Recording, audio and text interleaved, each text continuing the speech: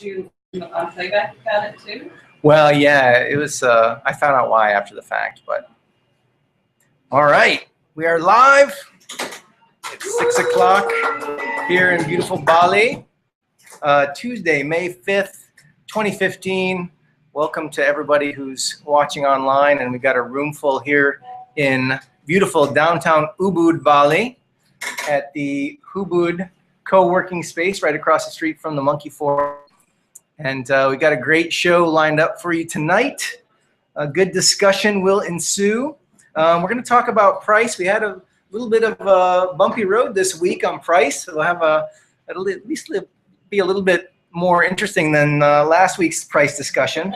And we've got very special guest Ric Shreves with us tonight to continue our series on altcoins. We're going to talk about Litecoin today. And it's really important that there was a bit of a flap on whether we should talk about altcoins or not. And I continue to think it's very important. You know, Bitcoin is experimental. There's a whole ecosystem of other coins that could play a role in the ecosystem or could supplant Bitcoin. And it's important to at least understand what's out there. So, yeah, I mean, we're going to continue to talk about these things as they come up and as they affect just the Bitcoin ecosystem. Another thing that I need to mention is that when we talk about these alternative coins, it's not necessarily an endorsement. Okay, do not go out and buy Litecoin. We're going to talk about Litecoin today because we discussed it on today's show. You know, I don't own any Litecoin. I also don't own any Ripple or any Stellar. Well, I own a little bit of Stellar, I think like $1 worth. Anyway, I don't plan on getting rich by explaining an altcoin to you and then having it go through the roof and then selling my stake. But there are other people that do, and it's something to understand about what happens. Somebody invents coins every day, and if they have a good enough marketing engine, they can prop up the price and then sell it out from everyone who's bought in, and that has happened many times. So I understand the sensitivity to it, and full disclosure, I do own Bitcoin. I'm a big cheerleader for Bitcoin. If Bitcoin goes up in value, I will benefit, but don't buy Bitcoin because I bought Bitcoin, and don't buy Bitcoin because we talk about it. I'm no expert, and you should do your own research. So please, I hope that's good enough for any lawyer as my I don't know, what do you call that kind of thing? Disclaimer. You didn't say the thing about past performance might not be future. Yes, especially true of Bitcoin. That's been true for the last year in Bitcoin. So. Okay, what else? We are going to visit Greece and China for an update there. Lots of cool stuff happening in Greece and China. And we're going to lead a little discussion around building the Bitcoin economy. This is something we're trying to do here in Ubud, and I'm going to try and get some feedback from y'all on that topic. And there's lots of news to cover, lots and lots of news to cover. We got a suggested change to the block size, which could result in a hard fork in Bitcoin, possibly a big problem, or maybe something good. And we've got Goldman Sachs investing in a big Bitcoin startup. That and some other things we'll talk about in the news section. So let's get started. I'm going to go ahead and share my screen here. Bear with me for just a moment. All right, so everyone at home should be seeing the screen that we've got up here at the moment. Let's see. All right, we're coming to you live from Ubud, which is the co-working space that is kind enough to host us every week in this nice air-conditioned room. Even though sometimes there's a parade going by making lots of noise or a loud motorbike, it's still the perfect location for us. We've got a great internet connection and a lively crowd here. Lots of, and air conditioning. So if you find yourself in Bali on a Tuesday night and you're at all interested in Bitcoin, I hope you'll come join us in person. Otherwise, join us online on Facebook. Sorry, let me get rid of that. On Facebook, we have this ongoing discussion. Sometimes it's livelier than others. Sometimes it's friendlier than others, but it does go on here. And and if you find something interesting about Bitcoin, you can post it here, and then we can discuss it online, and we can discuss it when we get together in person. That's how it works. We've also got Twitter, this Bitcoins in Bali hashtag. I try to post stuff there and facilitate a conversation on Twitter, so join me there on Twitter. What are we doing here in Bali? We're trying to advocate a Bitcoin economy, trying to get the folks here to understand fair money. We live in what some would consider the third world, or a politer term is where an alternative currency like Bitcoin could have impact. You know, there are people here that don't have bank accounts because they don't have enough money to interest the banks in their money, the unbanked as they call it. So we are here right in Indonesia, 250 million people, part of the emerging world. And we're trying to help them by creating a Bitcoin economy here. Right now, there's 37 merchants here in Bali that accept Bitcoin, and growing. We'll talk about that later tonight. How do we do it? We've got this bitislands.com project, which is a social experiment in conjunction with the Bitcoin exchange here in Indonesia, who incidentally has a good relationship with the Bank of Indonesia and helps with the formation of applicable regulations, or not the need for regulation in some case, which has been the case here in Indonesia. Very friendly regulatory environment, but we work closely with the guys at bitcoin.co.id and the Bit Islands project, which is really the focus of building an economy here. All right, let's talk about price.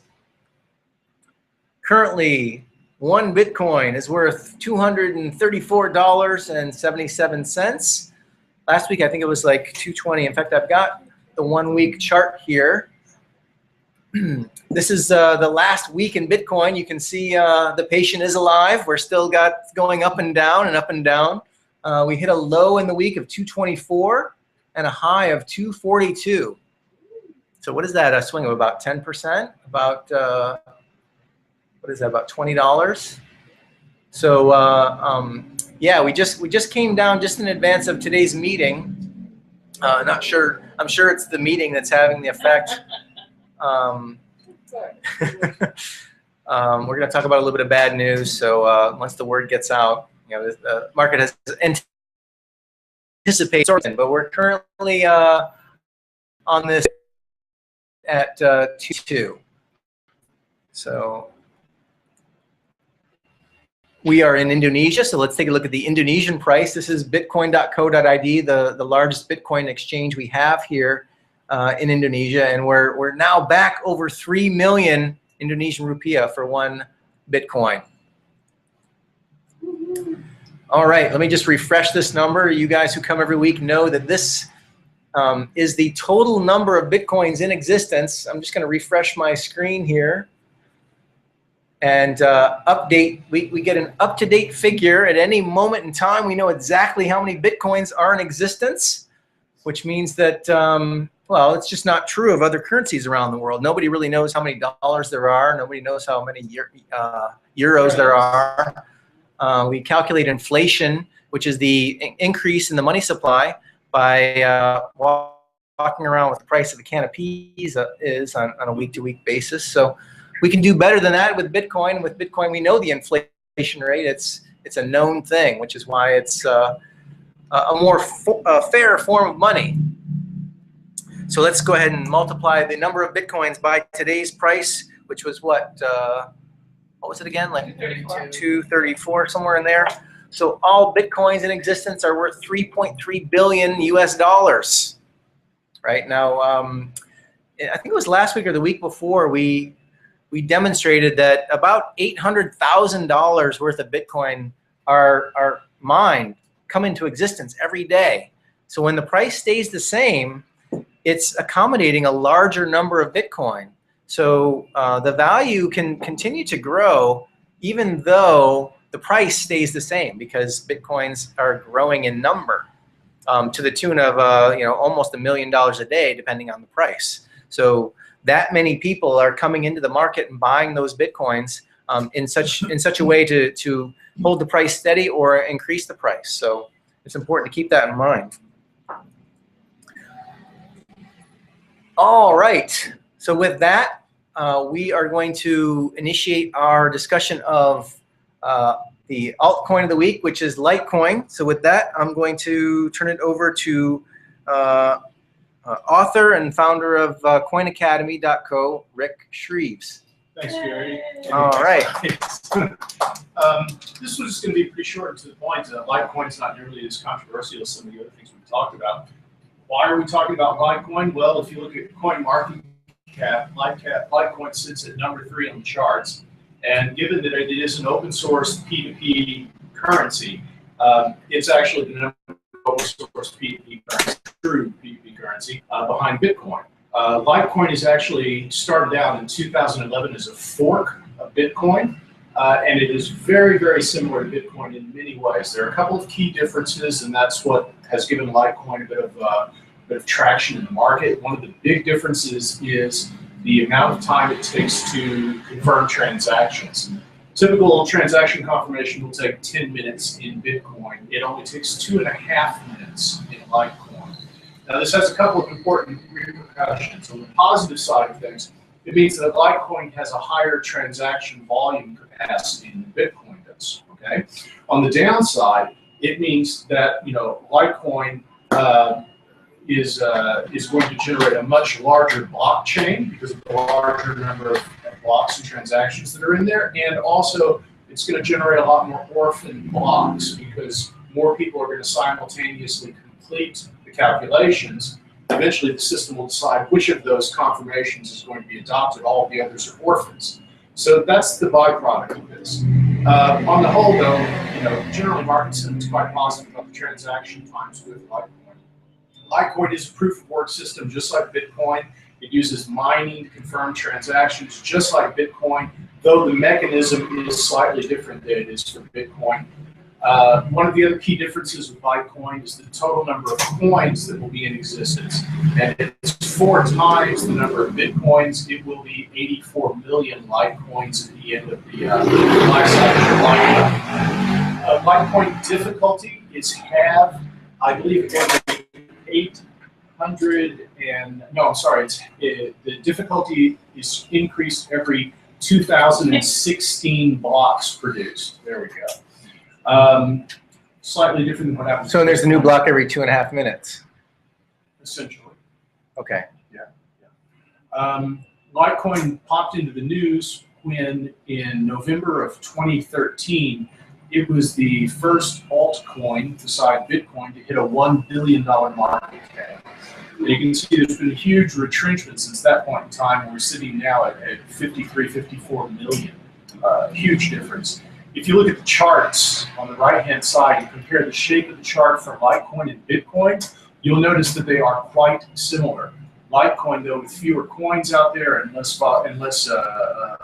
transaction volume in the market, tends to be more susceptible to swings. Those swings also mean Litecoin ceases to be profitable for miners faster than Bitcoin will cease to be profitable for miners, and miners switch to other coins where it's more lucrative to mine them. If you flip over to Litecoin.org, Gary,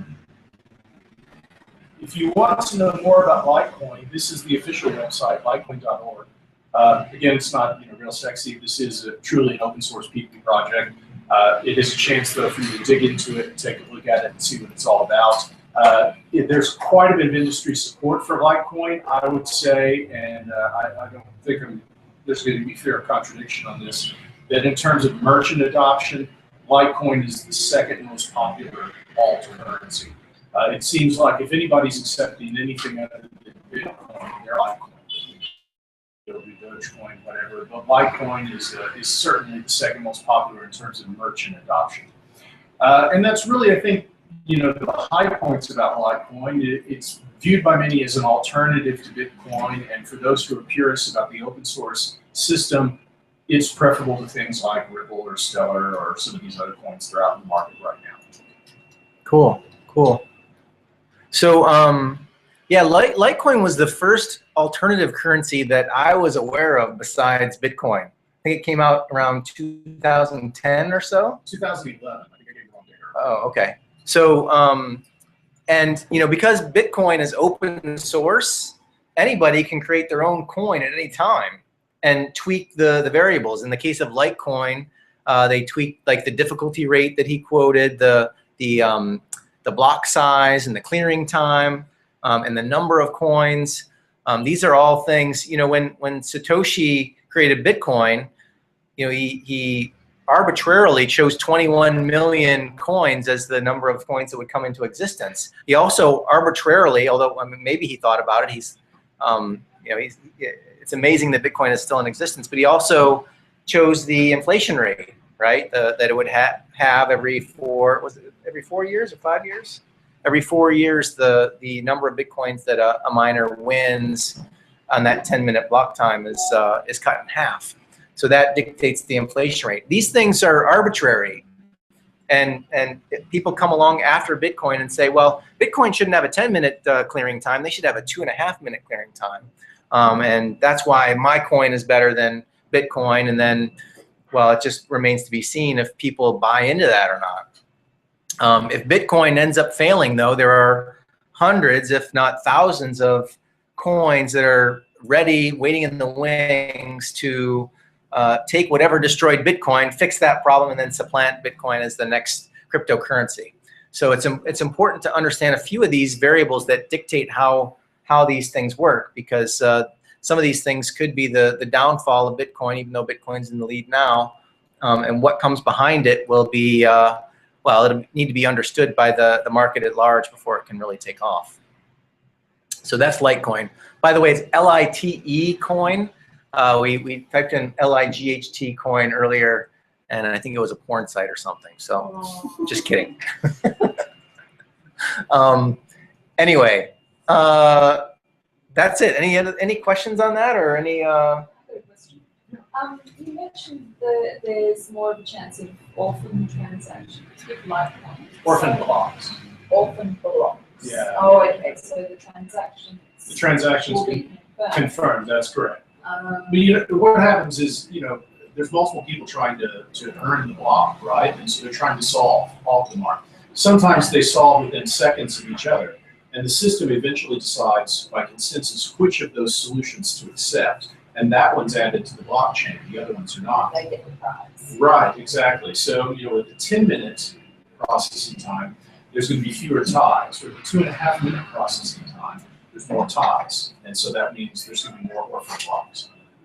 Right. Is that a problem in practice? Not particularly, though. This is just incentives for miners. Yes, imagine if you're a miner, you've got all this expensive mining rigs, and you win a block, every couple of days or so, and then you win a block and realize that it's orphan, that the blockchain itself has adopted another chain, not yours. So, all right, let's move on to the next topic here. The title of today's little get-together is Building a Bitcoin Economy. I've done this a few times in the past. How many people in the room have Bitcoin? All right, most people have Bitcoin in the room. Now, in the past week, how many people have spent Bitcoin? Ah, okay, that's pretty good. About maybe 30–40% of the room raising their hands. That's good because, well, I think we're probably ahead of the curve with regard to the rest of the world.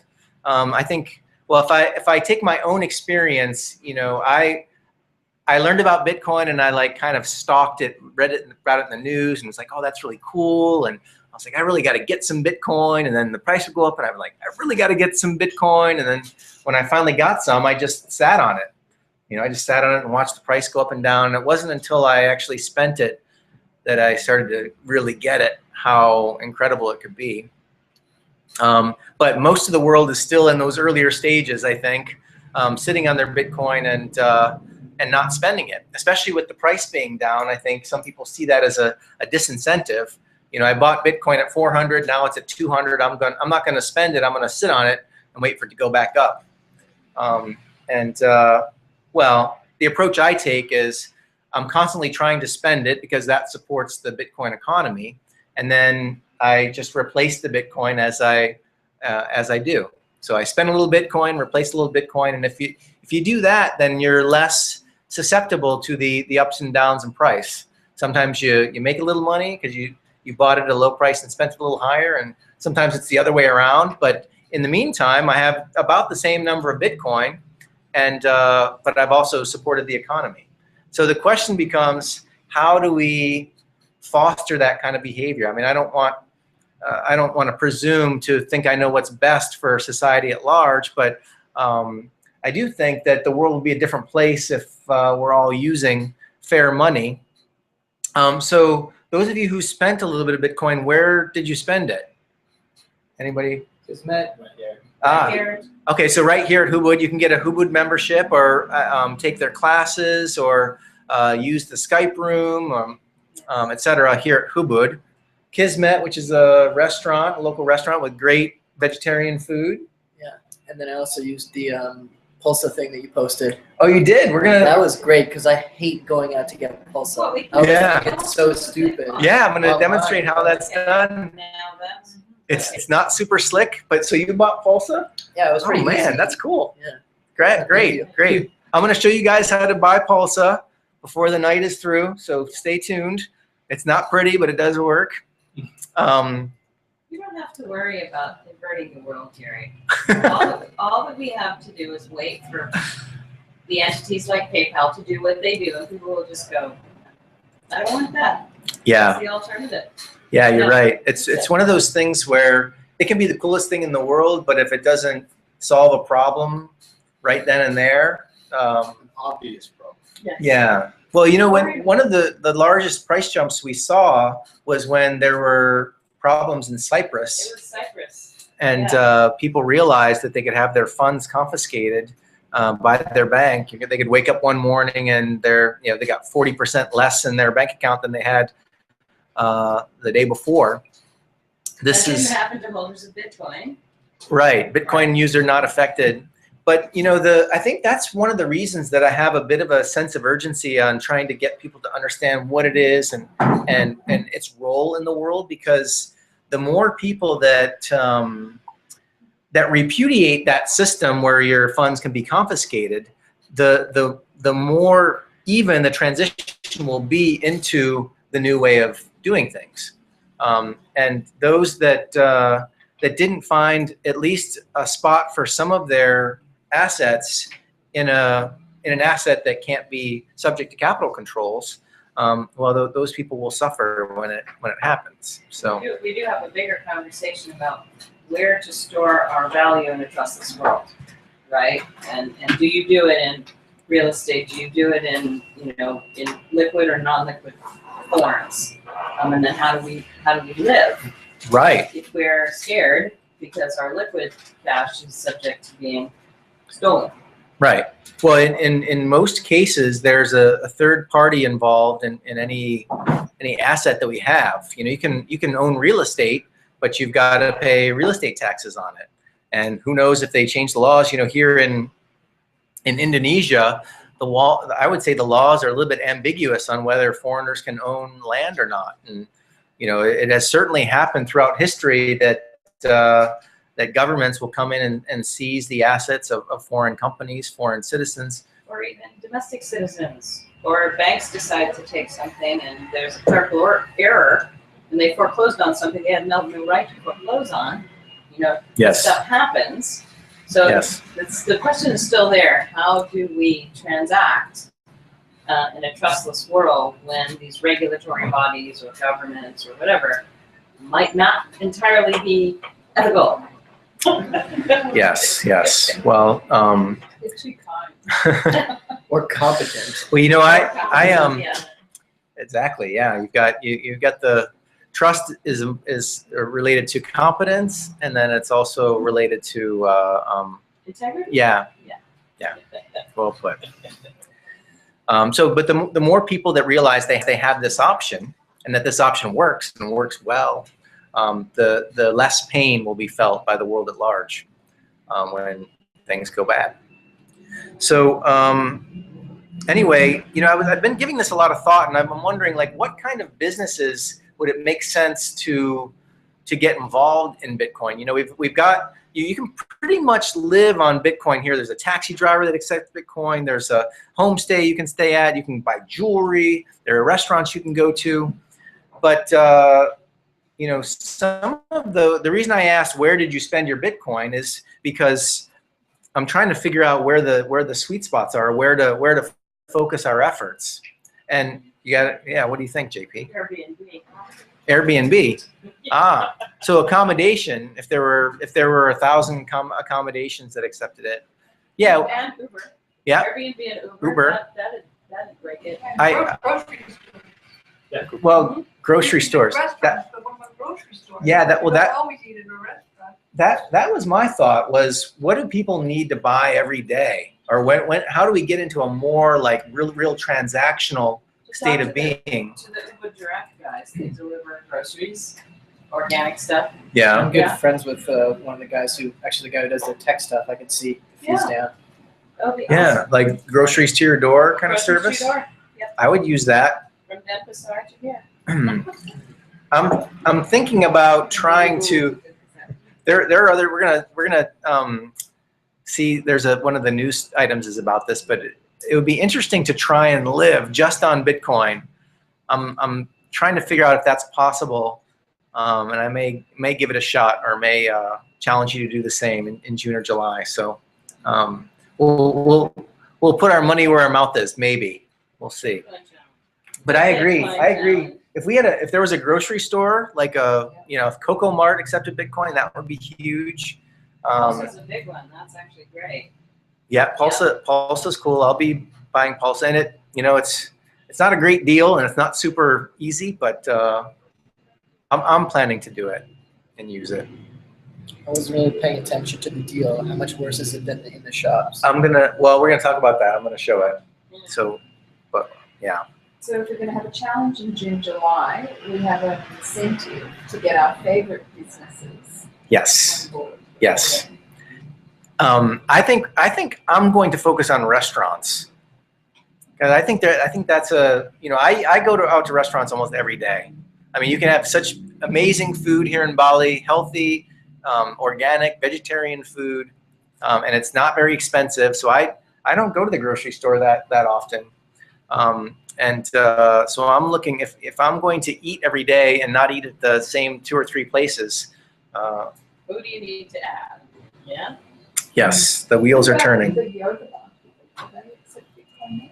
They accepted Bitcoin for the last Bali Spirit Fest through Ubud, because you could buy tickets for Bali Spirit Fest here at Ubud, and Ubud is a big supporter of Bitcoin, and so they made it available. So the doors are, Yes, yes, well, there are 2 restaurants plus the yoga bar. Yeah. yes. So That would be 3 more great. places for you to eat there. Yes, Elephant will probably do it. Yeah, yes. The elephant. Toronto, if I do it. I spoke to Ben from Seeds of Life this week, and he said he's down. Oh, So I was going to ask you how I can help him get that set up. Yes, we can definitely do that. Can we get more ATMs? Well, the problem with the Bitcoin machine is it's a vending machine. It only goes one way. What we really need is something that goes 2 ways. And I think there are banking regulations that prohibit 2-way automated. One way is good.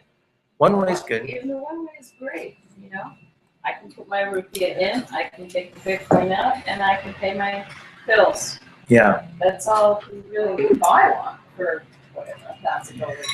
Oh, no. Yeah, well, about I don't know. $1,000. Well, the one here, we have a Bitcoin machine here at Ubud, which is really cool. I love it, but it is not profitable. I can tell you that it is not making money. It's not a good business proposition yet. Maybe when Community service is what it Yeah, is. it's up to Well- the owner to set the percentage that they cut. that's true. That's Yeah. true. You could have an outrageous percentage, which is what we're trying to get away from. But anyway, The problem with the ATM is I have no idea exactly what it does. we are shooting a little commercial for the Bitcoin machine, Ubud. I'm working with Ubud to do a little commercial to show how it's used. It's actually very easy. I'm happy to show you. It takes literally less than 1 minute to have your Bitcoin. It'll entertain the staff too, because they come around and go, ooh, we've never seen anybody do this before. We are working on that, but yes, all true and all good advice. So, well, I got a few things to show you in case you're not familiar. We have talked about this one, which is the open source point of sale system that anybody can use. This is all open source software. You can view the source on this, cut and paste it, run it on your own server, or you can use this one itself. There was some back and forth on Bitcoins in Bali because Cinta Bahasa, the local language school, accepts Bitcoin. But there was a little bit of back and forth on how do I charge you and how much am I going to charge you and what's the exchange rate.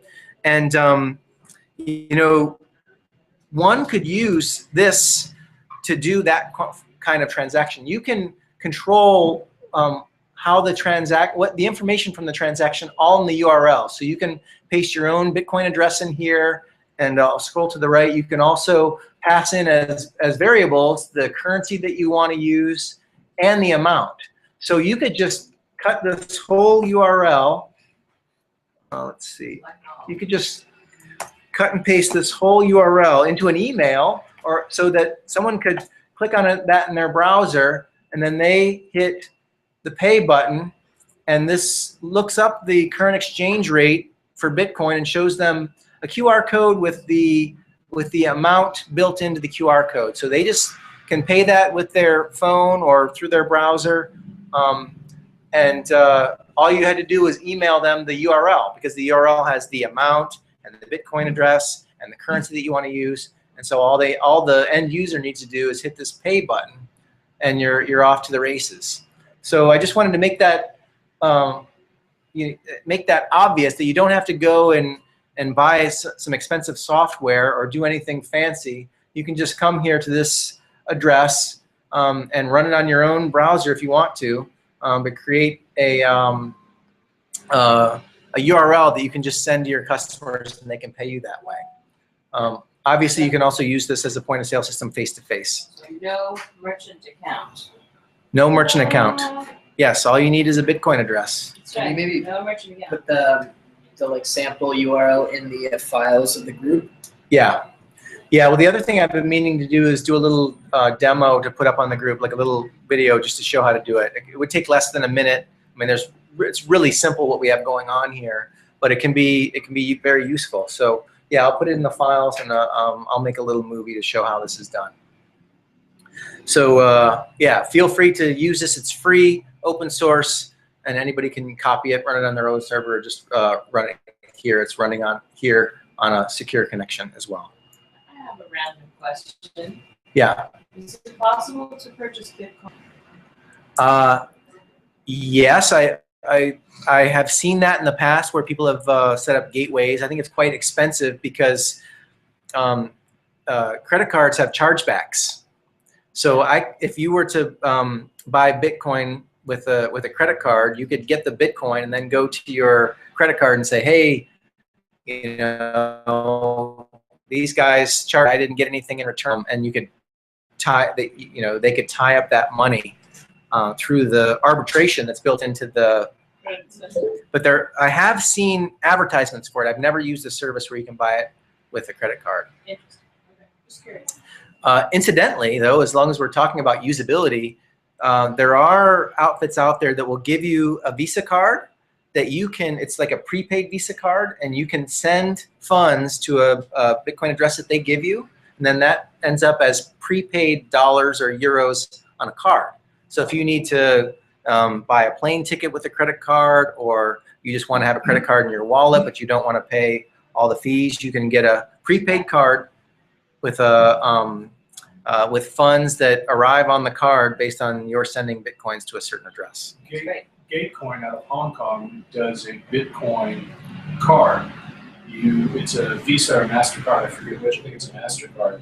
The balance is actually held in Bitcoin. At the time the transaction takes place, the conversion occurs. Ah. One of its kind. That's super slick. Yeah. Can we post these on the list? I love the idea. Yeah. Let's well, we'll get Plane that. tickets and car Gate- rentals in Gatecoin. Bitcoin.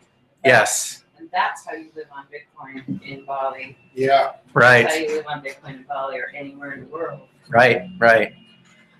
Use the old to create the new. All right, let's see, where are we? Okay, so the other cool thing is I'm going to demonstrate for you guys how to buy Pulsa with Bitcoin. This is something in Indonesia. We all have Indonesian phones. It's so cool. When I arrived here, I couldn't believe that I could get a phone and a phone number for about 20 bucks. You know, for about 20 bucks, I had a working cell phone in my hand. And, you know, you can take 100,000 rupiah note and put it on there and basically talk all month and get data. It's super slick, way better in my opinion than a 2-year contract with Verizon in the States. But About $8 US. yeah, yeah. So there is this cool little website, xp.sindonesia.net. And does anybody have? I'm going to buy Pulsa for someone in the room. Who can give me their? Who's willing to give me their phone number? I will. What is it? 0812 0812 382 382 72 72 330. 330. All right. So we're going to go to this instant buy here. And what you need to do is and note the usability. There's a problem with usability in Bitcoin, and you know it's a little bit rough around the edges. So I'm going to enter your what we need to do. You have your phone with you? Yeah. Okay, because you're going to get a text message with a PIN. So I'm going to enter in your phone number here.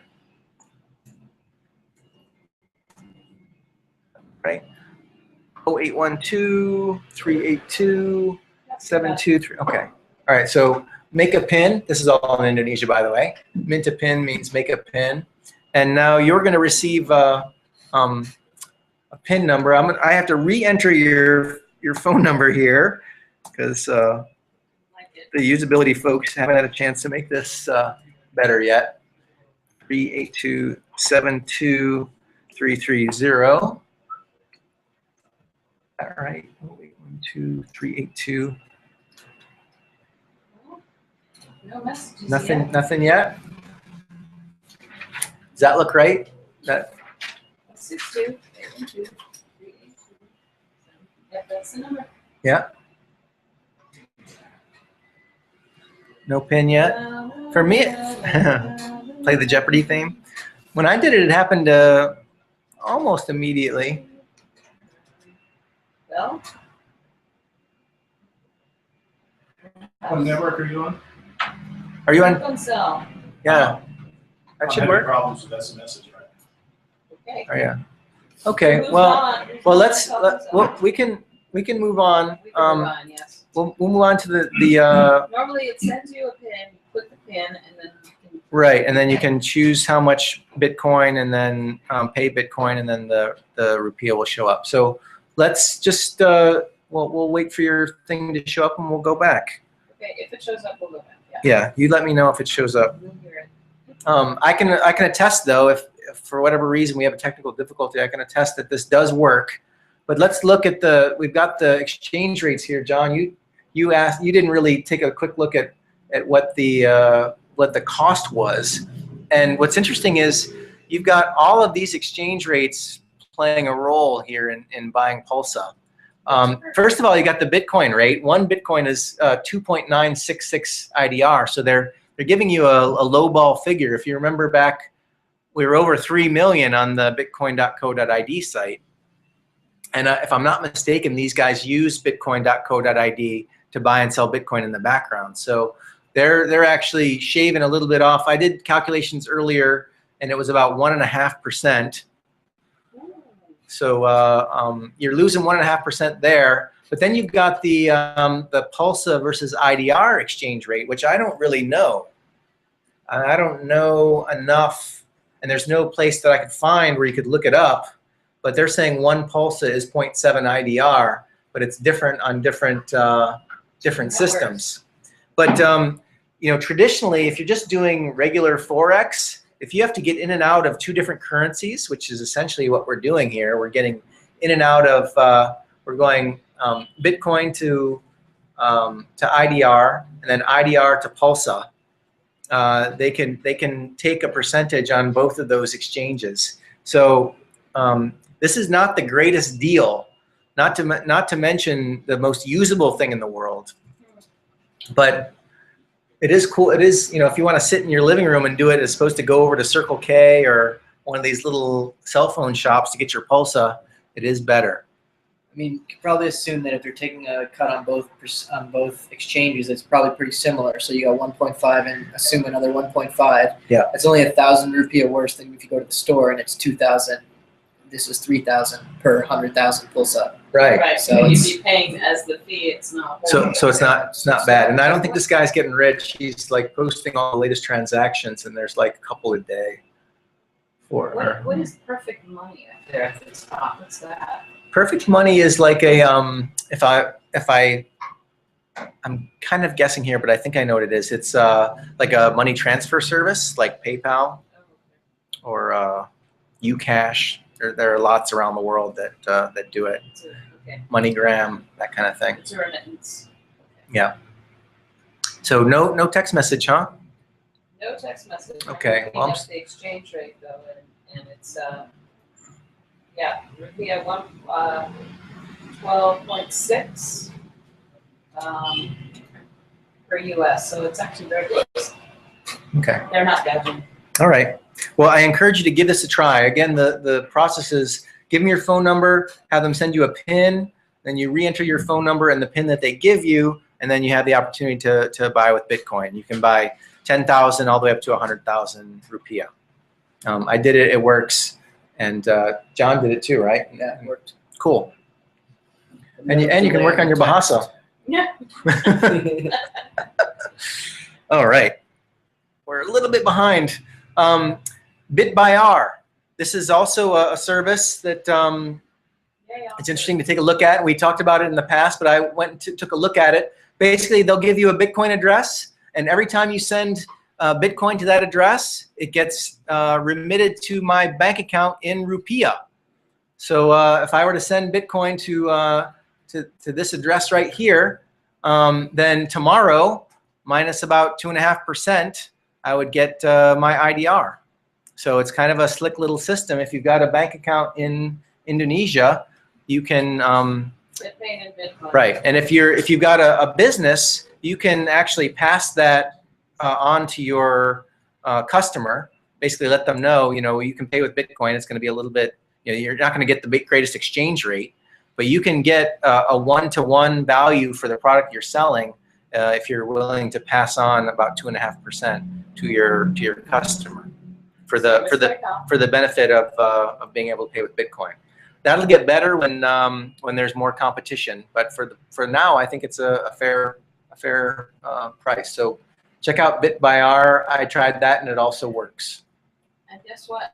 There's no rules that you can't raise your price to 2.5% if you're paying. That's right. That's right. In fact, you could take that little point of sale system that I demonstrated and just modify it. You know, whatever exchange rate it's getting, add on the percentage that you need to, and display the price you get from the market plus 2.5%. Nothing wrong with that. And if that facilitates commerce, you know, I personally don't mind paying an extra 2.5% because I'd like to see Bitcoin succeed, and I don't want there to be. I don't want merchants to take a hit if they're willing to go through the trouble of offering Bitcoin as a payment mechanism. So. All right, moving on. We're gonna have to hustle here, guys. It's a big week for Greece, and this is the latest news about Greece. Sorry, I had to PDF it from FT because FT has like a paywall set up. But in any case, this week, let's see, half of the 7.2 billion, which is the subject of intense negotiations between Athens and its creditors in Brussels, resume money. They've got some big bills coming up. And the IMF, you know, it used to be that Greece only owed money to the European Commission and the European Central Bank. And then they had a crisis back in 2012 where they needed another bailout, and it became a political situation where the IMF got involved. The IMF is usually involved in helping small African countries that get in trouble with their creditors, but now it has moved to Europe. The IMF has a clean balance sheet and also has a very good reputation with regard to holding the folks that owe it money to a certain set of standards or agreed upon standards. But we've reached an impasse with the IMF where Greece is either going to have to default on its loans to the IMF. Again, the IMF got involved back in 2012 and allowed yet one more bailout to take place. But now even the IMF is at the end of its rope with Greece. The reforms are still totally nebulous.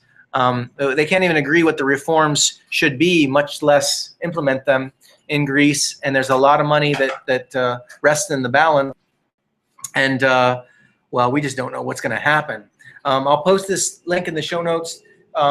Check it out for yourself. It's good. I mean, it's really a nail biter. I mean, if you're paying attention to this, you're like, what will happen?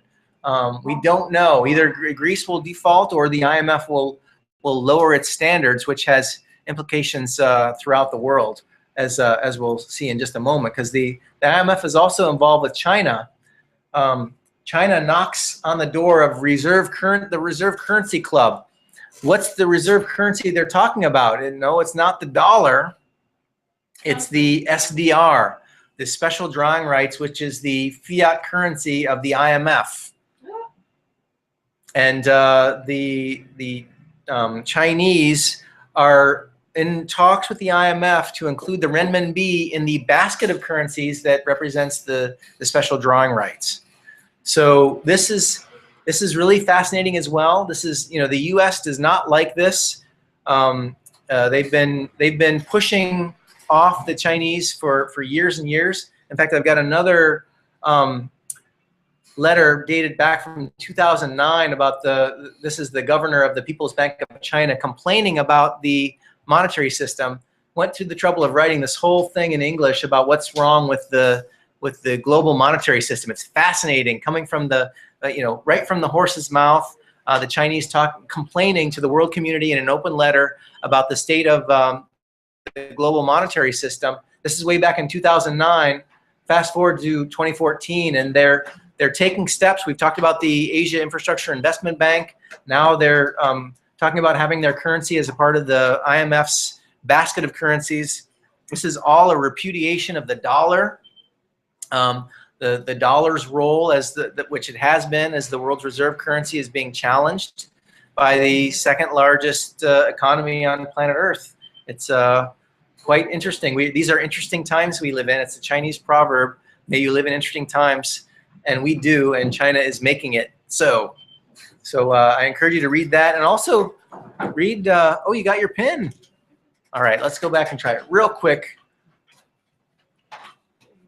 The pin is, let's see, 3291.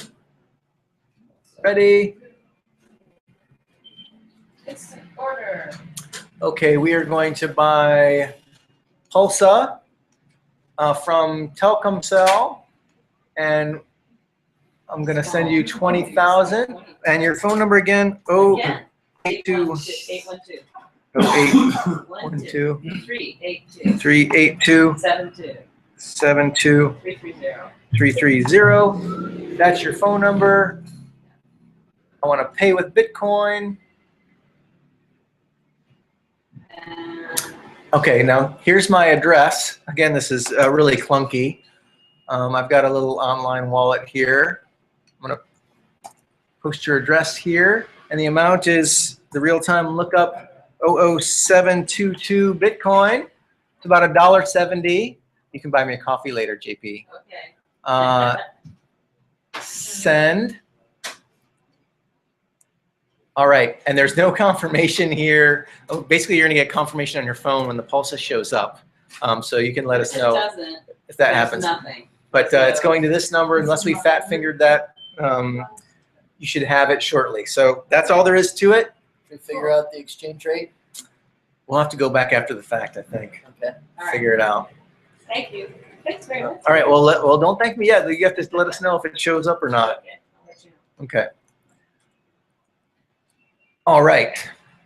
So yeah, I would encourage you to go take a look at these stories on China. Fascinating. And if you go back, this is really a very readable 3-page thing from the People's Bank of China that is a very cogent criticism of essentially the United States and its impossible role of maintaining the world's reserve currency and taking care of its domestic obligations.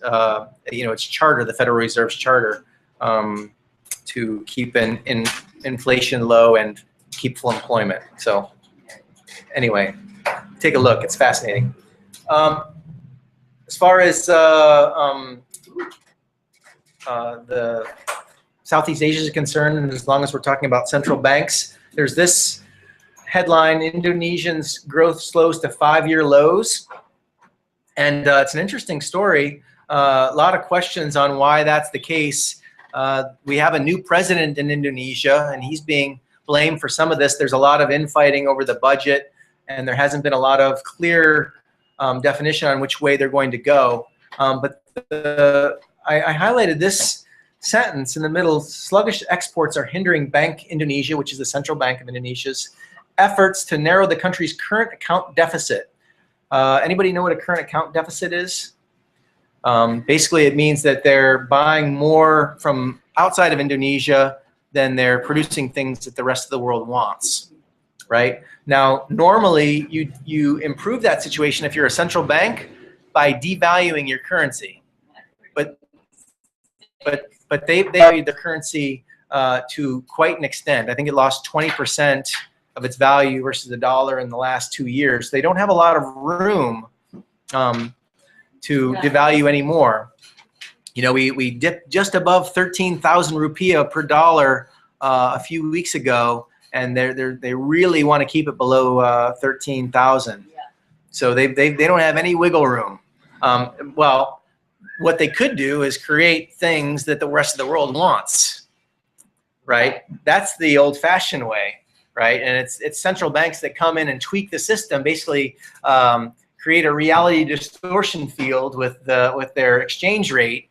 But in the end, you just gotta make a better widget in Indonesia than they make in China and sell it to America, right? And if that's not the case, then you're going to suffer on the world market with your currency.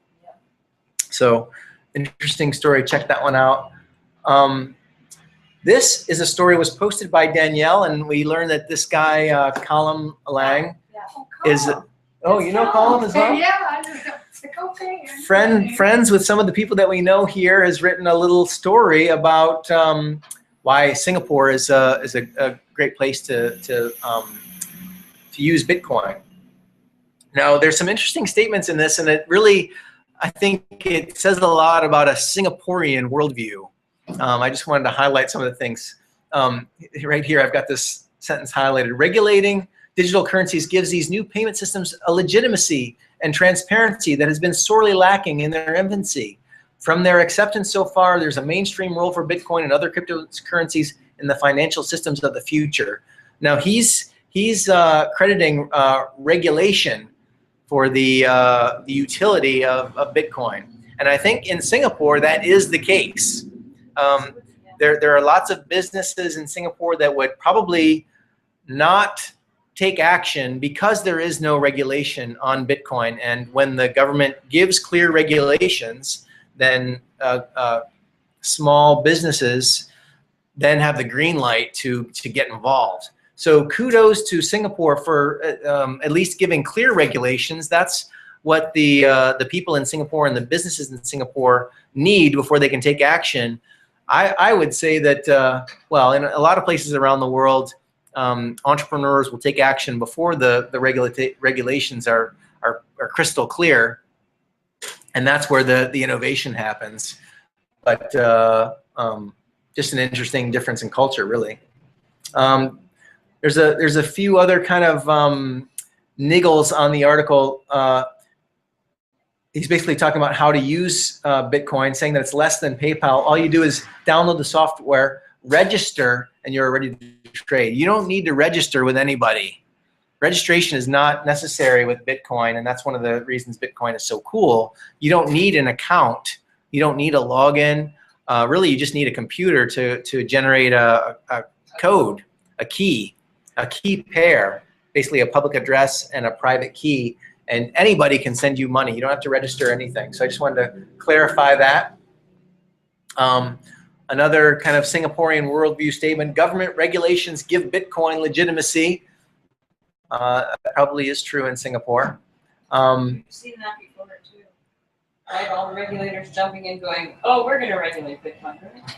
Yeah, I mean, in the States, you look at the other financial hubs around the world, less so in London. London is a big financial hub, and it's been, at least to date, to my knowledge, less kind of intrusive. But we've had all kinds of conversations about the quote bit license in New York, and New Yorkers and all the banks and all the incumbent bankers that are in New York love regulation because that's their way of keeping out competition. If you need a $250,000 license in order to be a Bitcoin business in New York, then you can bet Goldman Sachs is going to do it before your buddy next door in the garage. So anyway, it's a good article though, and I think it's one that you should take a look at if you're interested in doing business in Singapore. A lot of in Indonesia like to incorporate in Singapore, and it's interesting to see what their regulations are. It's worth a look. Yeah, and in a trustless world, Singapore plays by the rules. They do. Very strict. For those who are not familiar, Singapore is a rule-abiding place. In fact, the ruler that guided them to independence just passed away. There was a great obituary in The Economist that really, I mean, I had no idea. I didn't have an appreciation of just how important. But that was right, Lee Kuan Yew. That's right, and he was critical in the formation of the culture in Singapore, a rules-based culture, so that you would have order. And no doubt about it, you go to Singapore, the place works. But if you chew gum on the subway, you might pay a $500 fine. Yeah. And there's no social services to speak of. Yeah. But taxes are quite low, right? Yeah. No. It's. I mean, like you can't live off the system. Is really what I mean. There are social services. You cannot live off the system. You must contribute. Gotcha. So yeah. Very interesting. Yeah, it's an interesting culture.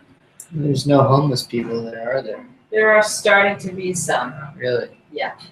I got panhandled for the first time in Singapore. Really? They used to be Ubud hippies.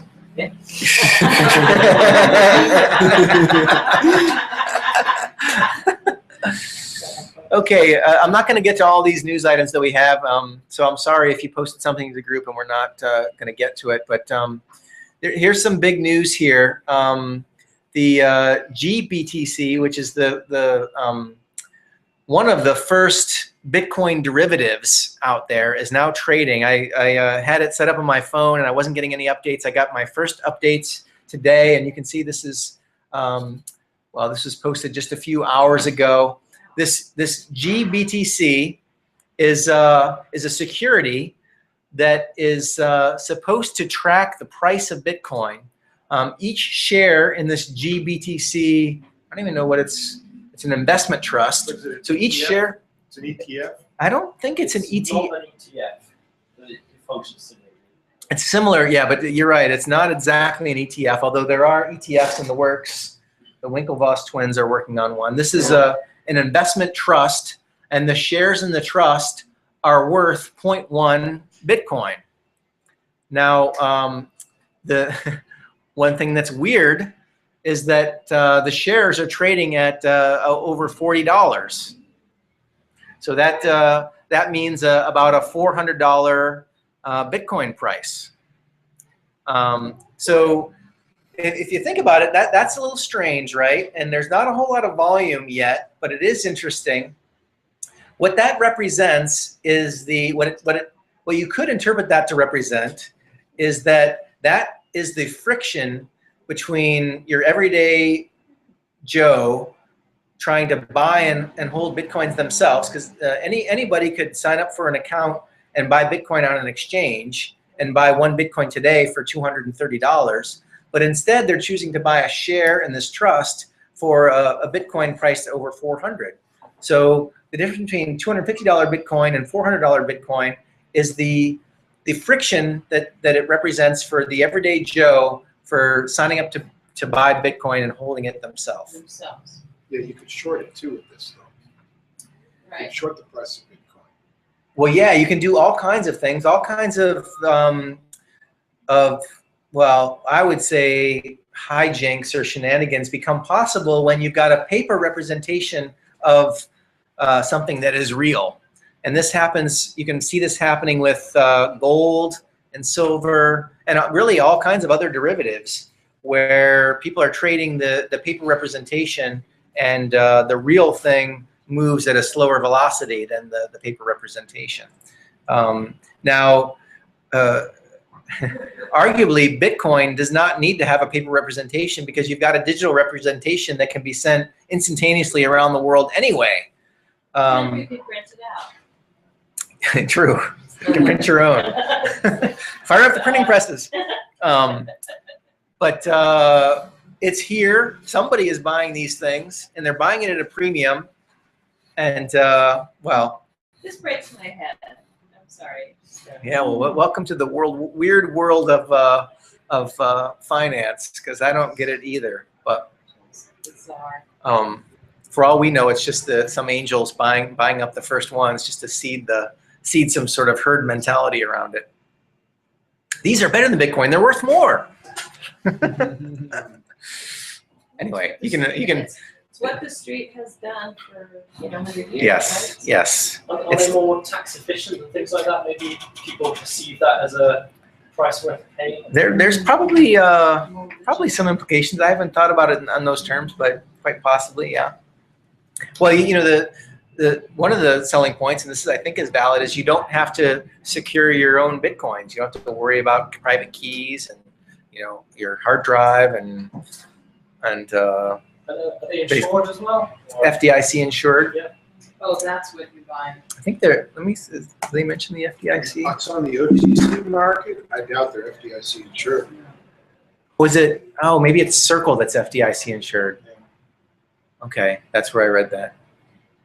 The benefit of doing this is for the people who sell it. Exactly. Yes, That's Wall what I'm Street. thinking in my head. I think you're right. It's all Fugazi. Well, we've got other things to talk about, but we're out of time. Take a look at the notes. There was a big investment by Goldman Sachs in a company called Circle, and I believe it's Circle that has the FDIC insurance. FDIC is broke, by the way. We'll leave that for another. We'll leave that for another discussion. They do not have the money to insure everything that they do insure. In any case, I digress. Take a look at, there's other cool stories about Goldman Sachs investing in Circle, $50 million in conjunction with a Chinese investment entity. And it's not clear where, what percentage of that 50 million came from Goldman Sachs and what percentage came from China. But I just wanted to make the point in talking about the story. Can I just pull it up really quick? Oh, there's so many cool things we didn't talk about. Where is it? Come on. Here it is. Anyway, it's quite interesting to me that these $50 million into this guy, this company Circle, that is playing by the old rules. These are Wall Street insiders through and through.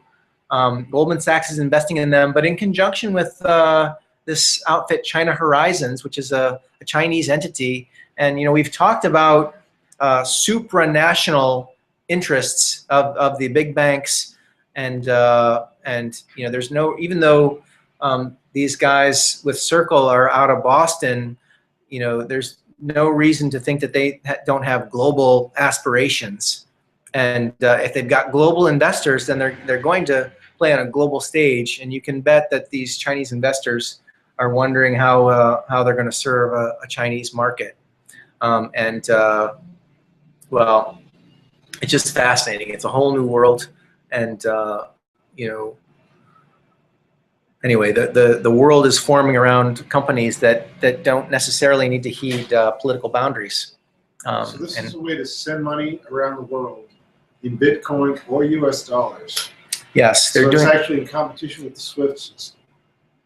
Well, yeah, I mean, Bitcoin itself is really a competitor to Swift.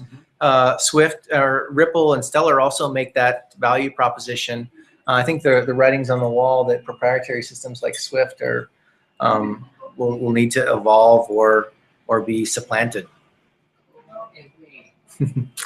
All right, so there's some other great stories here. I'll post them in the show notes, but that's all the time we have. Again, check us out on at Ubud if you're in Bali. Every Tuesday night at 6 o'clock we do this. If you can't, or you won't, or you can't yet, check us out on Facebook. We have the Bitcoins in Bali Facebook group where you can post your stories, and we will talk about them online, and then again in person when we get together. Thanks for coming tonight, guys, and thanks for tuning in, and we'll see you next week, same time, same station. Good night, guys.